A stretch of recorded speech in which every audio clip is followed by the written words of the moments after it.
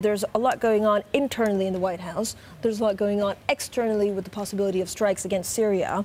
I mean, does President Trump have any other options than to strike Syria militarily? Well, I think that, President Trump would like to have a very considered and hard response to the alleged use of chemical weapons by Syria.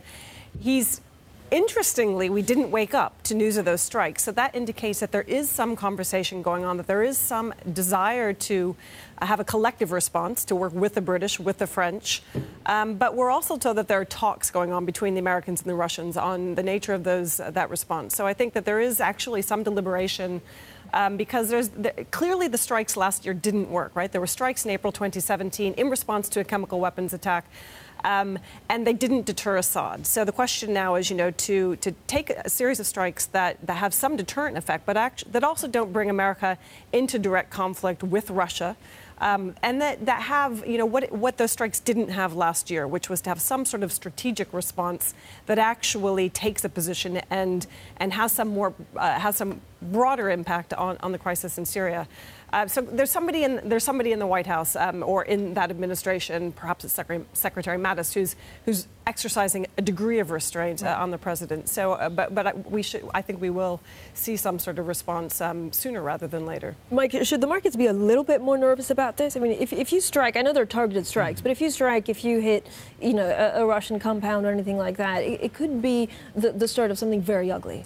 Yeah, but I think that's why you've seen things like, stocks have kind of went down and stayed down. And you look at where bond yields are, they've kind of rallied 20-odd basis points and stayed down, so 275, 280 on the 10-year. I think a lot of that relates to, well, Syria and obviously the trade discussions with China. I think you have this slightly tricky situation whereby global growth looks pretty good. You got the Fed commentary out of yesterday. Everything looks like it's going in the right direction. But you have these kind of tail risks out there, which we've been through various rounds of, and it hasn't destabilised the global economy. But we do have to accept the fact that the risk is still out there.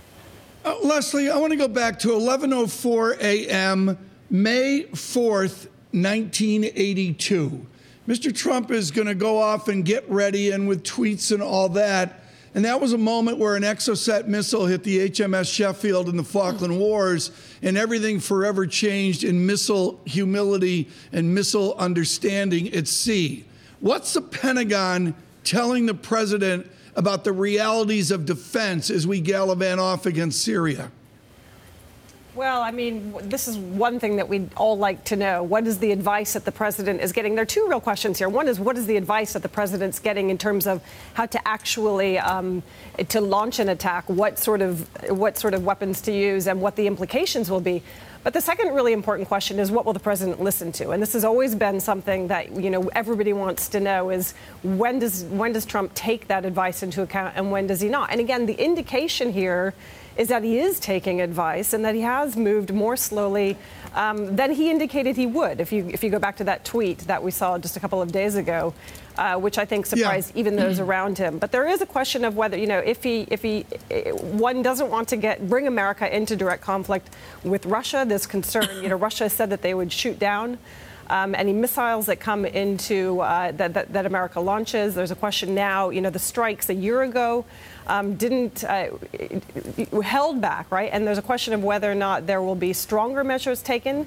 But again, there's a real concern that this isn't linked up to a broader strategy, Trump can't afford to fail twice in attempting and using military force to attempt to deter the use of chemical weapons. And he certainly doesn't want to make the crisis in Syria worse than it already is, and to bring America deeper into a conflict that he never really wanted to get involved in the first place, with a noted exception of defeating ISIS. Well, so now he's facing a situation where he risks bringing America much more heavily involved, or simply lobbing a number of missiles and having little, if any, impact.